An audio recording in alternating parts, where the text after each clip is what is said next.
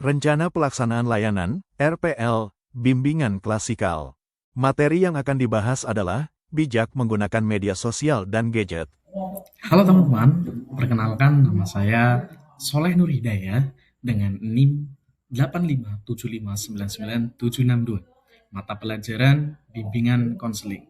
Tutor Widya Ayu Marliana MPD Kons.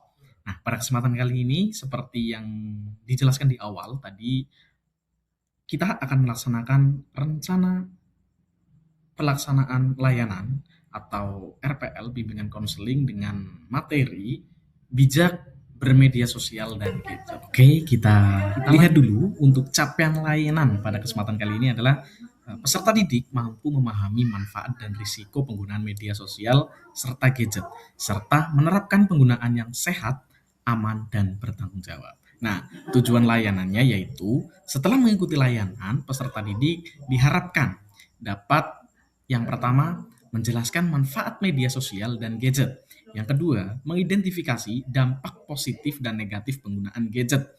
Yang ketiga, menyebutkan aturan penggunaan gadget yang sehat. Dan yang keempat, menunjukkan sikap bijak dalam menggunakan media sosial dan gadget. Oke, siapa nih yang setiap hari menggunakan handphone atau tabletnya? Digunakan untuk apa ya kira-kira? Pengen tahu? Ya, silakan coba komen di kolom komentar di bawah ini ya. Yo, ya tentunya digunakan untuk yang baik-baik ya. Nah, pada kali ini kita belajar bareng yuk. Apa sih pengertian gadget dan juga media sosialnya? Biasanya kan di sini semua taunya gadget itu adalah HP. Nah, ternyata gadget itu bukan sekedar HP, tapi terkait dengan tablet, laptop, dan komputer itu juga dinamakan dengan gadget ya. Nah, di sini gadget itu sendiri adalah perangkat elektronik yang memiliki fungsi khusus dan teknologi modern untuk membantu aktivitas manusia. Nah, di sini ya, untuk membantu aktivitas manusia ya, perangkat elektronik. Nah, gadget juga dapat digunakan untuk belajar, berkomunikasi, mencari informasi, bermain game, dan hiburan lainnya. Nah, itu arti dari gadget ya. Sekarang sudah tahu ya, berarti gadget itu bukan hanya sekedar HP, tetapi perangkat yang untuk membantu. Membantu ya, membantu terkait dengan hal-hal yang positif. Terus kemudian selanjutnya ini adalah media sosial. Nah, ini tentunya sering banget ini media sosial. Semuanya di sini pasti sudah mahir nih tentang media sosial. Apa sih media sosial? Nah, di sini media sosial itu adalah platform atau aplikasi berbasis internet yang digunakan untuk berkomunikasi, berbagi informasi, foto, video, dan juga berinteraksi dengan orang lain secara online. Nah, contohnya apa aja sih? Ada juga yang sering kita gunakan yaitu ada WhatsApp, terus kemudian YouTube yang sering kita gunakan juga untuk menonton video, terus kemudian TikTok juga yang biasanya scroll nih ya. Nah, terus kemudian ada Instagram dan juga Facebook. Ya, tadi kita sudah mengetahui tentang arti dari gadget dan juga media sosial. Nah, sekarang kita belajar terkait dengan manfaatnya penggunaan gadget dan media sosial. Nah, kita bahas dulu terkait dengan manfaat gadget. Manfaat gadget yang pertama adalah membantu proses belajar dan mengerjakan tugas. Itu yang pertama ya. Jadi kegunaannya ini untuk hal-hal yang kiranya positif ya. Terus yang kedua adalah memudahkan mencari informasi dan pengetahuan. Itu. Yang ketiga, mempermudah komunikasi dengan keluarga dan teman. Yang keempat, menambah keterampilan menggunakan teknologi. Nah, ini terkait dengan manfaat dari gadget itu sendiri, ya. Terus kemudian manfaat dari media sosial. Kita lihat yang pertama adalah memudahkan berkomunikasi dengan orang lain. Ini, yang kedua, menambah wawasan dan informasi baru. Dan yang ketiga, menjadi sarana belajar melalui konten edukatif. Dan yang keempat, mengembangkan kreativitas melalui pembuatan konten positif. Selain dari manfaat yang tadi kita sudah bahas, kita juga akan melihat terkait dengan risiko penggunaan gadget dan media sosial. Kita bahas dulu terkait dengan risiko gadget. Yang pertama, ini ada kecanduan bermain game atau menonton video. Siapa nih di sini yang sudah kecanduan bermain game dan menonton video? Nah, yang kedua adalah mengurangi waktu belajar dan beristirahat. Wah, ternyata risiko bermain gadget juga mengurangi waktu belajar kita ya. Terus kemudian istirahat kita pun menjadi terganggu ini. Yang ketiga ada gangguan kesehatan mata dan postur tubuh. Wah, ini juga begitu berpengaruh ternyata ya terkait dengan kesehatan mata. Karena ketika kita terpapar sinar HP terlalu lama atau layar yang terlalu lama itu akan juga berpengaruh terhadap kesehatan mata.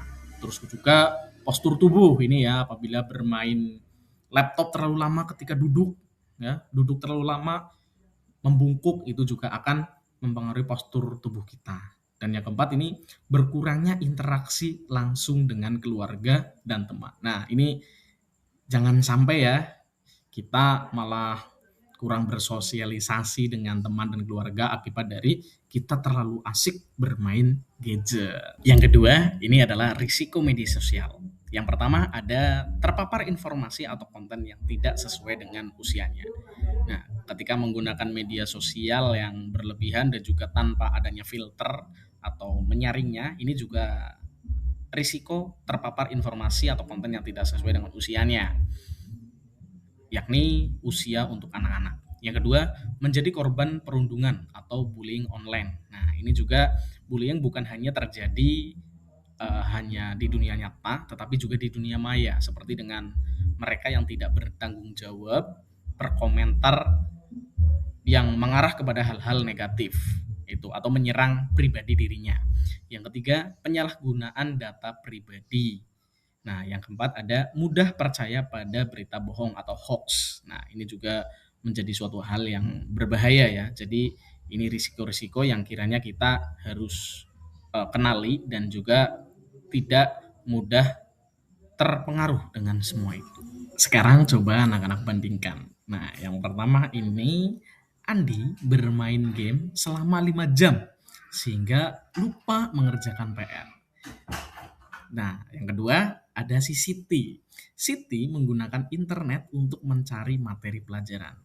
Nah, dari perbandingan kegiatan dua anak ini kira-kira dari perbandingan tadi tentunya anak-anak bisa ya membandingkan mana yang positif dan mana yang negatif. Nah, kita bahas terkait dengan dampak positif penggunaan media sosial.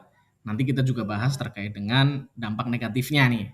Nah, kita bahas dulu terkait dengan dampak positif penggunaan media sosial. Di sini media sosial dapat menjadi alat positif bagi remaja, anak-anak ya, untuk menemukan komunitas yang mendukung, mengeksplorasi minat dan memperluas wawasan budaya serta perspektifnya. Gitu. Terus kemudian banyak remaja yang merasa lebih percaya diri setelah mendapat dukungan atau inspirasi dari konten positif seperti edukasi kesehatan mental, kisah inspiratif, atau kampanye sosial yang membangun rasa empati dan identitas sosial. Wah, keren ini ya. Oke, selanjutnya ini kita bahas juga terkait dengan dampak negatifnya dari media sosial. Di sisi lain, media sosial juga dapat menimbulkan tekanan sosial yang tinggi. Perbandingan diri dengan orang lain yang terlihat sempurna di media sosial dapat menurunkan harga diri dan memicu kecemasan. Selain itu, anak-anak atau remaja bisa mengalami krisis identitas akibat terlalu sering menyesuaikan diri dengan standar kecantikan, gaya hidup, atau opini yang sedang tren di platform digital, bukan berdasarkan nilai pribadi. Nah, siapa nih yang sering merasa bahwa hidupnya seperti ini saja? Ya, karena apa? Kita menggunakan standar yang tidak seharusnya dengan kapasitas diri kita ya. Jadi kita mulai untuk memfilter atau menyaring konten-konten yang kiranya sesuai dengan kapasitas kita. Begitu ya. Selanjutnya kita bahas juga terkait dengan dampak bagi kesehatan mental dan identitas diri ya. Nah, paparan media sosial yang berlebihan ini juga dapat memperburuk masalah kesehatan mental ya, seperti depresi, kecemasan, dan body image issue. Hal ini berdampak langsung pada bagaimana remaja melihat dan menerima diri sendiri.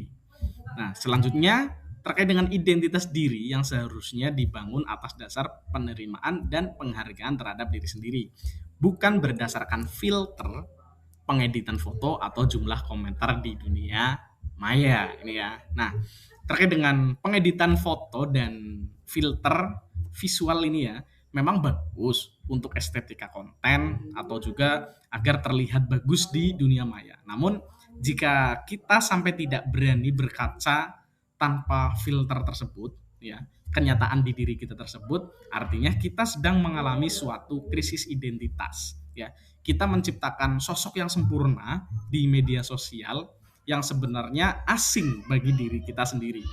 Ya, jadi kita tidak harus divalidasi oleh orang-orang agar terlihat bagus ya. Sebenarnya mereka juga menyukai suatu keunikan dan keunikan itu lahir dari keaslian diri kita di dunia nyata ya, bukan dari hasil edit aplikasi. Dari tadi paparan yang sudah dijelaskan, nah terkait dengan dampak positif dan juga negatif dari penggunaan gadget dan media sosial, kita juga harus tahu cara bijak dalam menggunakan media sosial dan gadget. Di sini saya rangkum menjadi 5 aturan bijak menggunakan gadget. Yang pertama yaitu gunakan gadget dan media sosial ini ya sesuai dengan kebutuhan kita.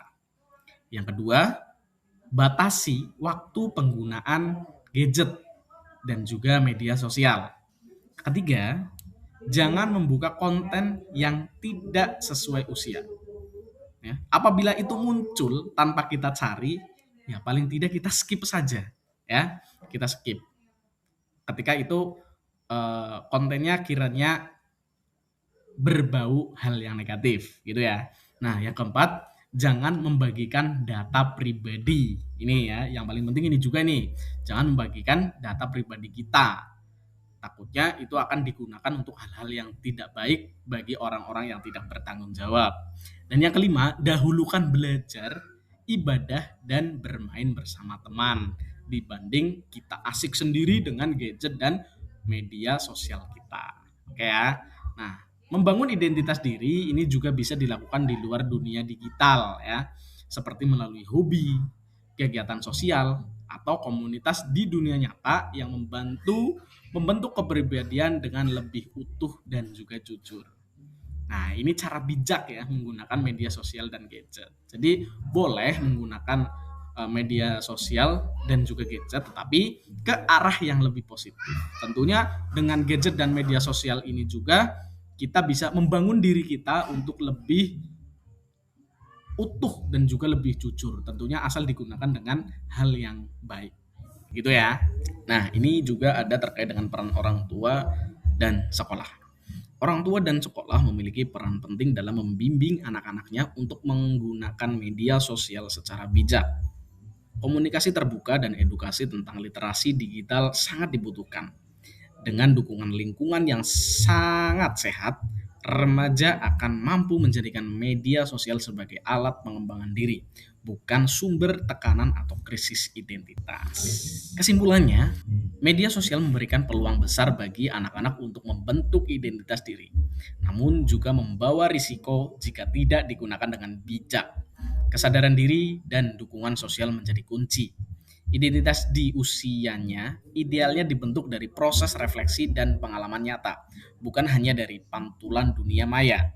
Maka penting bagi anak-anak semua untuk mengenal diri sendiri secara mendalam dan mengembangkan jati diri yang bersifat nyata dan sesuai. Oke, terima kasih. Semoga semuanya selalu sehat dan bahagia.